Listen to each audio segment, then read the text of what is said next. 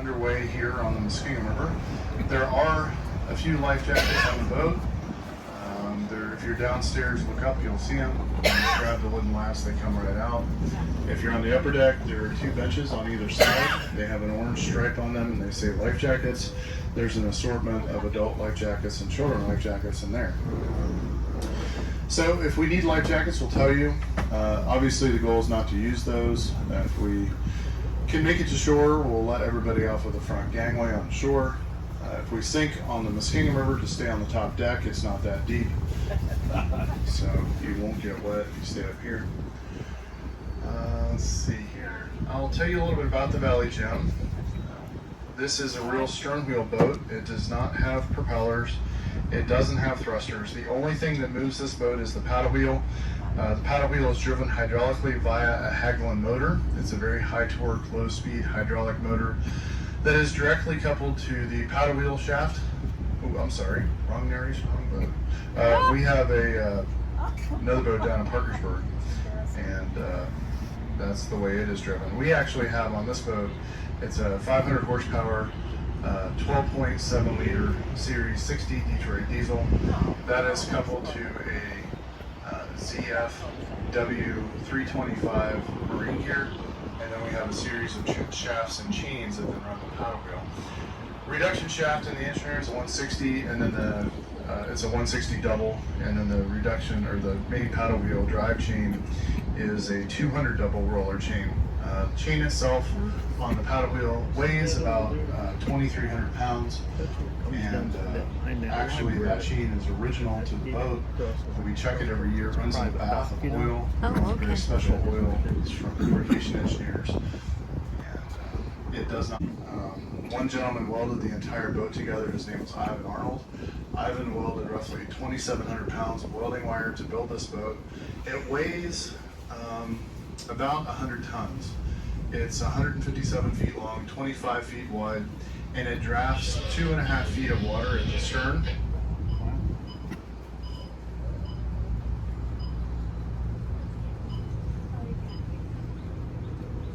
The boat was specifically designed because we had another boat before it, and the boat down in Parkersburg that we run today, it is not that boat, but that boat reminds me of this one, or the one that we had before.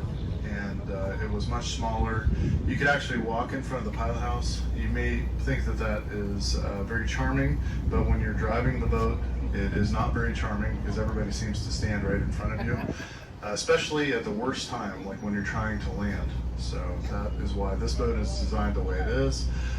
All of the little nuances that we learned from the first boat were fixed on this boat, and I'm actually exceptionally happy with this boat. This is, we built it in 1989. We think that it will last 75 years.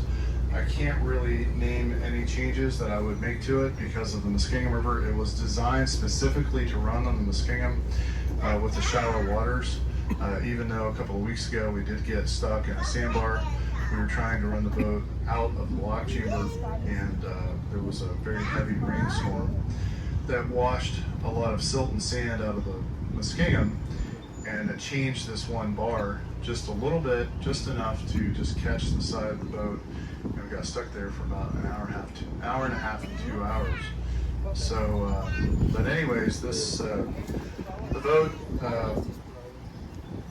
is probably one of the faster sternwheel boats around, and that's because of the length and the width of the hull. The old steamboat guys, they had a ratio of 5-to-1. The hull on this boat is 102 by 24, and so that pretty much fits right into that ratio. We have what is called rake at the stern. The back of the boat has a very gradual, it almost looks like the front of a john boat, the way it goes up very gently to the paddle wheel, and that feeds the water to the paddle wheel, and it allows the water to not be disrupted by the time it hits the paddle wheel. There are 4 rudders on this boat. There's 2 in front of the paddle wheel. They're 12 feet long and 2.5 feet tall. And then there's 2 behind the paddle wheel. They're 2.5 by 5. The rudders are above the bottom of the hull, so if we were to, like we did the other day, touch bottom, then it doesn't hurt them at all. They're actually designed to do this. The river that we're on right now is the Muskingum. The Muskingum River is the largest river in Ohio. It starts at Coshocton, where the Tuscarawas and the Wapooning rivers join, and it ends 112 miles later right in front of us, where it flows into the Ohio River. This was the first river in the United States to have a complete system of locks and dams built upon it. They built that lock and dam system in 1841. Now you have to remember, that's 20 years before the beginning of the Civil War. So the reason they did this was very simple. The Muskingum River is exceptionally steep. It actually drops about 1 foot per mile on its way from Coshocton down to Marietta. You might not think there's that much of a raise, but there is. And this river would actually run dry very, very quickly. It was very reactive. It is still very reactive. If we have a rainstorm, and if it's heavy enough, literally within a matter of hours, this river is flowing and moving. We actually had a hurricane come through, 2 hurricanes, Hurricane Francis. This was in 2004, and then 1 week later we had Hurricane Ivan. Hurricane Francis saturated the ground in this area, and then when the river went up into our parking lot, actually the handicap spot was just in the water. That's normal, by the way, in the spring, but this was unusual because it was in September. And then 1 week later we had Hurricane Ivan that dumped, I think it was 16 inches of rain here. And so of course the Muskingum was like a light switch. It just was on. We actually left our dock with a charter. We had a group of Amish guys on the boat, and we were able to get out. It was not much different than it is like this right now. We came back to our dock, and we literally had to run the Valley Gym at full throttle to get up the Muskingum. The river was flowing at 10 miles an hour. The fastest I've ever seen this river run. We got tied off to the dock. We get everybody unloaded off the dock with the Amish group, and the elder asked, "Is this normal?" And I said, "No, this is not normal." So the Muskingum is actually very reactive. They built this lock and dam system to allow the steamboats to run year-round on a regular schedule. This was a very lucrative business back in 1841. You could actually go from New York to Marietta by canal and by packet boat. You would never have to touch the ground. From New York, you could take the Hudson River to the Erie Canal to Lake Erie. Then you take the lake over to the Cuyahoga. The Cuyahoga would bring you south to a little jumper canal that connected the Cuyahoga to the Tuscarawas. The Tuscarawas would bring you to the Muskingum. The Muskingum would bring you to the Ohio. When they discovered gold in California in 1848, this was the main route west, and we had a tremendous amount of settlers that came through here. In fact, there was a lot of expeditions that actually started in Marietta. There were a lot of boats about the same size as the Valley Gym that were doing this. They would take about six to seven families and 6 to 7 teams of horses, 6 to 7 wagons, and all the supplies that they needed to make an overland trek. They would depart from this area. They would go down the Ohio, up the upper Mississippi River, and usually the drop point was St. Joseph, Missouri. Once you got there, they would take the wagons off the boats, they would assemble them for you, get everything ready, and then you were on your own for your overland trek to the west. This was a very popular route. It was the easiest route other than going through the mountains.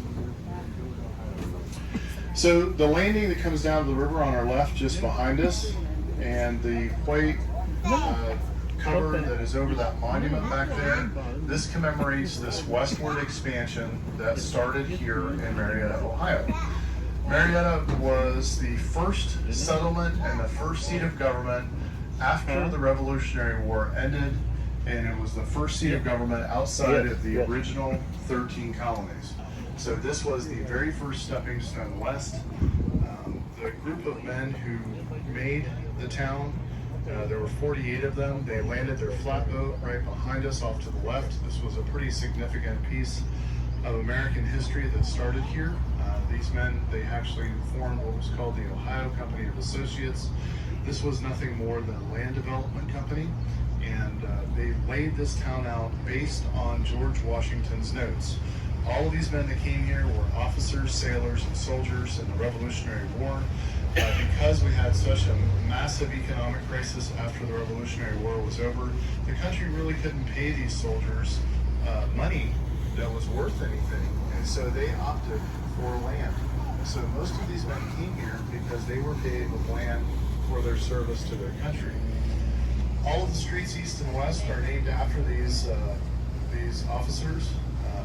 There are more Revolutionary War officers, sailors, and soldiers buried on 5th Street in Marietta, Ohio than anywhere else in the United States. This is because of this push to settle the West. The town, first big industry that we had here was started by Jonathan Duvall.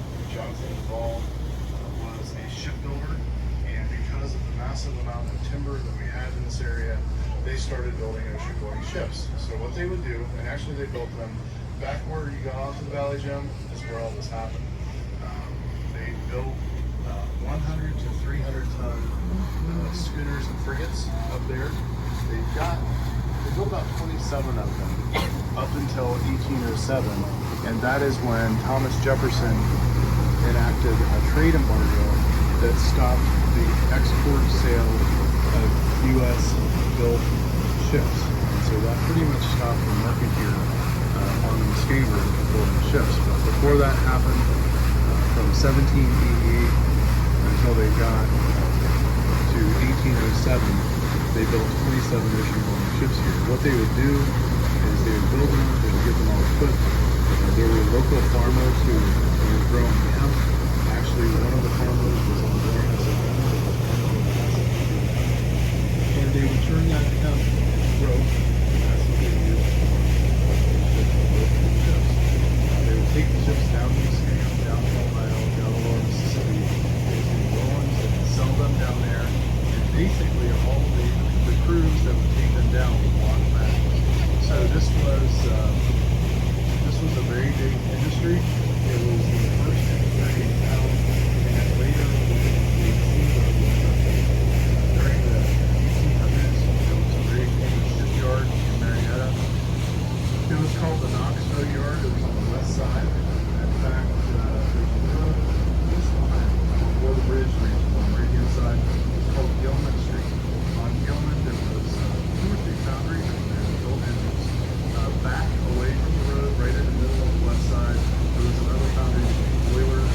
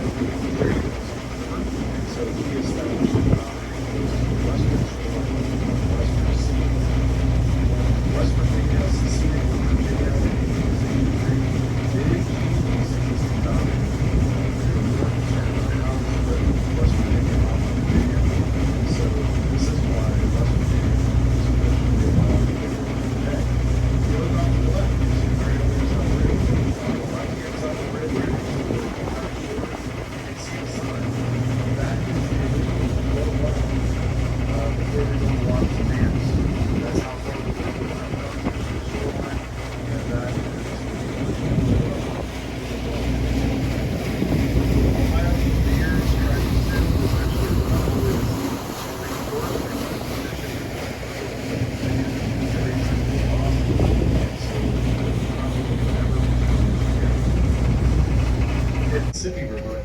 It's 1,676 miles to New Orleans, Louisiana, and about roughly 1,750 miles to the open water of the Gulf of Mexico. We did just fill up with fuel yesterday. We took about 1,000 gallons of fuel on. We can make it all the way down there. We just need a volunteer to pay for the fuel to make it back. So it's possible to go all the way down. We see a tremendous amount of cargo shipped out here. It is amazing the things that we're beginning to see. Unusual things. We only used to see gravel, coal, crude oil, and different petroleum distillates. That was the main thing. Maybe some lime, but that's about it. Now we're seeing a plethora of different cargoes that are being shipped by water. And the reason is, it is the most efficient way to move heavy objects is by water. It costs about a fifth of the cost of trucking. It is actually twice as fast as shipping something by train. The reason it's faster than the train system is because of the backlog on the tracks. It is very difficult to get something moved around in the United States by train. And so you can get an item from the Gulf of Mexico up to here in as little as 6 to 7 days. So this is a very, very efficient way to move cargo. We've actually seen some very unusual things. One of the most unusual I have seen were rocket boosters that were being built right around the Steubenville area. It was a program that NASA had in the mid-1990s, and they were building these segments, these solid rocket booster segments, and around Steubenville they were taking them down to, all the way down to the Gulf of Mexico. They were taking them into the Intercoastal Waterway, crossing over through the middle of Florida, and then taking them to the coast, the Space Coast up there to launch. We also saw a telescope mirror that was going to a mountain in Hawaii. It was made by PPG up in Pittsburgh. They built a special cradle for it, and they had an ocean-going barge. They took all the way to Pittsburgh. They mounted this mirror on this barge, and then they had a single tow that took it down into the Gulf. From there, they actually pulled it with a hawser through the ocean into all the way to Hawaii. So that's pretty interesting. Over on the left-hand side, where you see the Marietta sign, this is the old steamboat landing. This is where the steamboats came in to pick up and discharge their passengers and cargo. It is also where the American Duchess and the new overnight passenger vessels land on their trips up here. This is where we have our Sternwheeler Festival, which is the weekend after Labor Day. The festival is on for 2021, and I have been told that the fireworks show for this year's festival is going to be actually phenomenal. They're going to use the bridge in front of us for part of the fireworks show. They only do this every 5 or 6 years, but apparently they've gone completely overboard with the fireworks. It's a 3-day event, Friday, Saturday, and Sunday. We have entertainment all 3 days on a deck barge that they tie up over here by the Marietta sign. And then on Sunday, we have races between Sternwheelers themselves.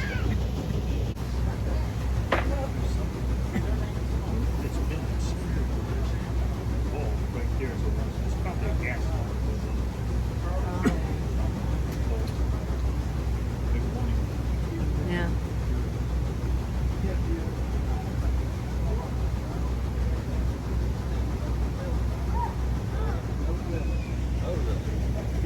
Can you imagine them trying to farm this on an island like that? I mean, Yeah. well, you could lose your crops pretty easy, I would think. Yeah, and I think they probably did quite a Even bit. 150 acres, I mean, you know, this river would take it away now. Oh, yeah. I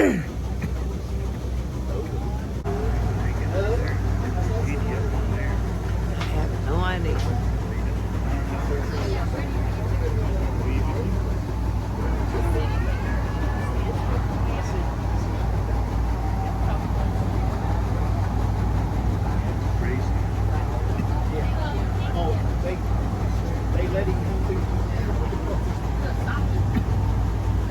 But Dale might come down here and ride this boat since they're so much about Dale. Oh, yeah.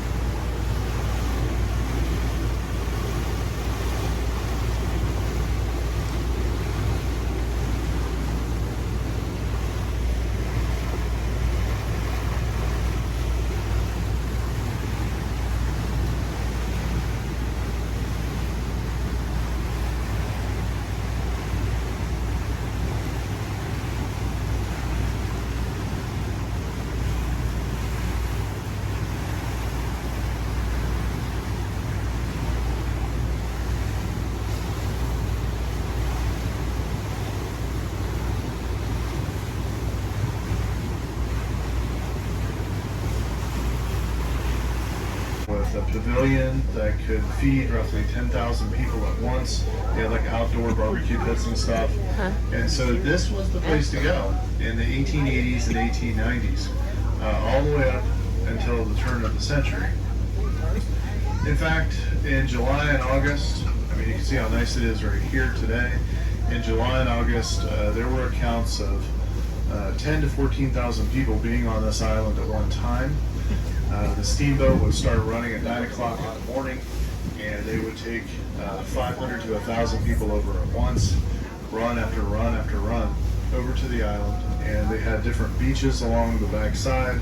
It was actually really neat what they were doing. In fact, it was so busy that Marietta had a summer train schedule, and they had to adjust the train schedule in Parkersburg and Marietta for all of the influx of people that were coming from all over southeastern and central Ohio to Marietta to stay on this island. So it's pretty interesting. All of that was washed away by one flood. We had a massive flood in 1913. If you live in Ohio and if you look at your Ohio property tax, you'll notice that it is 1 year in arrears. That is because of the 1913 flood. I did not know that until we had a group of tax assessors that had a dinner on the boat one time, and they told me this fact. You know, they were a pretty interesting group of guys on the boat inland. But this flood crested at 58 feet. We're at 15 feet right now, so you can imagine how much water that was. It literally washed every tree and every building off of this island. It was bare after the end of the flood. The town of Marietta was destroyed. The Muskingum River was flowing so hard into the Ohio. When I was younger, there was an old guy who was telling me about it. He said that the upstream side of the Ohio River above the Muskingum River was 2 feet higher than below the Muskingum River because the Muskingum was flowing so hard into the Ohio, it was actually damming it up. And so you can just imagine the catastrophe that happened with all this water and houses and hay and dead animals. Everything you can imagine was floating down this river, and it just wrecked the town. 1937, we had another flood, and that crested at 54 feet, and that prompted the U.S. government to try to stop it. And what they did was actually very ingenious. They built a series of lakes in Ohio, West Virginia, and Pennsylvania. They call these the Conservancy Lakes. They are scattered throughout. If you live in Ohio, you might know some of these. Dillon, Tappan, Atwood, Seneca, Glendenning. All of these different lakes are all part of our flood control system on the Ohio River. So what happens, and I'll give you an example, in 2004, that hurricane event that I spoke of earlier, the two hurricanes that came through here, the remnants and the rain, we actually had more rain with those two pieces of hurricane than we did in 1913, but the water crested at 45 feet. This is because of these conservancy lakes. These lakes held back the water. In fact, Dover Dam almost breached in 2004 because it was as high as it had ever been in its history. And so they were holding back the water, they were monitoring it, they were ready to dump it, but it held, and that is what all of these dams did. They helped us prevent our flood down here. We actually had a group of Corps of Engineers, individuals on the boat after that flood. They were traveling through this area. They were traveling through the area to just assess the damage, and they were with the flood control group, and they actually told us that they thought that the 2004 flood could have surpassed 60 feet if we didn't have the system in place in Ohio. So it's pretty incredible.